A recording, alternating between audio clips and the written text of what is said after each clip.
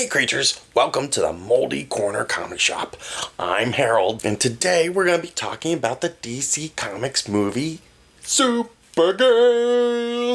And the Supergirl movie is kind of like the Supergirl character in this movie. It's a bit of a mess. There's plenty to look at, and some of the jokes do fire off and are pretty funny, but not all of them. And the music choices here and there, I mean, it's a great soundtrack, it's just their placement is a little odd. But one of my biggest complaints is it's set in the vastness of space. Like, they're going to planet from sun to sun all the time. Like, everyone feels like every scene feels like it's filmed in a closet or something. And I blame the volume. It's this like Hollywood like set trick that they've been using, and it just makes everything feel very small and insular. This is meant to be a grand epic adventure, a coming of age tale. It's mostly based off Supergirl Woman of Tomorrow, the comic book, but they take a lot of liberties, and Lobo's here and Superman's here.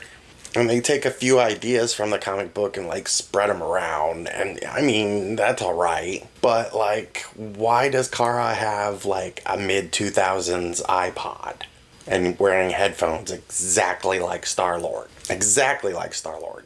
He's even got, like, the same headphones. And Kara, like, that doesn't make sense for her character. She grew up mostly in Argo and then came here.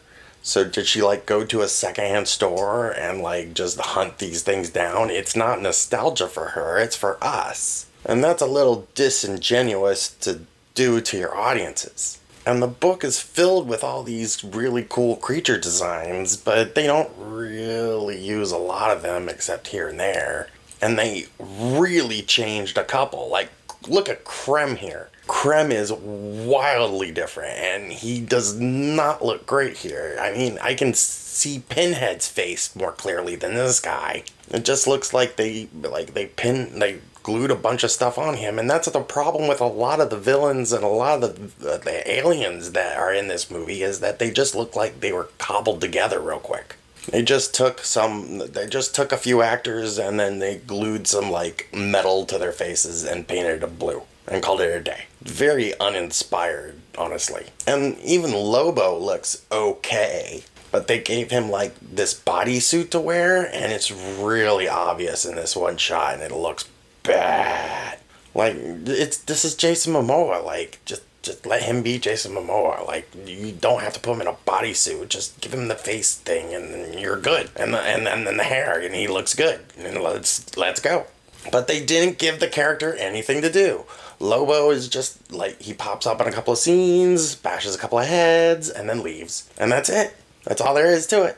Bye, Lobo. He gets no character arc. They don't really set him up in the universe. That's like nothing else. There's also a whole scene where he's like in a prison that doesn't make any sense. It's not even like a super brainiac prison. It's just like barbs and like wire and he's like, I can't get out. Bro, who's writing this character? Do you not know who Lobo is? Do you not know who you are talking to? This is the main man. But they didn't give him anything to do in the movie.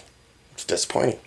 But the film's biggest faults is really in the editing. I don't know if they didn't have the footage, or they didn't have good takes, or the editor was just going willy-nilly all over the place, or there was like 20 minutes that didn't work. I don't know what was going on. But this, like, characters are jumping around. There's weird audio takes in between cuts. And the sequences don't really make sense here and there. And it's just a mess overall. Like, I don't really know what they were trying to accomplish with, like, some of the, like, jumps around. It wasn't confusing. It was just like, oh, we're finally at this part of the movie. Alright, yeah, I'm already bored. Alright, come on, let's just move on. Everything's filmed in a closet anyway. Look, I'm not saying the movie is bad. It's fine. It's a fun watch. I mean, you're not going to get a lot out of it, and you're probably not going to watch it again unless you're like a hardcore DC fan. But it's not bad. It's just like a few mistakes here and there, and you would expect more from a movie of this caliber. But I guess like nobody was watching the kids, and or they were just like, Guardians of the Galaxy looks great. Let's just copy as much of that as we can. It was really the headphones, the iPod and the headphones. Like, why does Kari even have that? That doesn't make any sense for her character to even have that.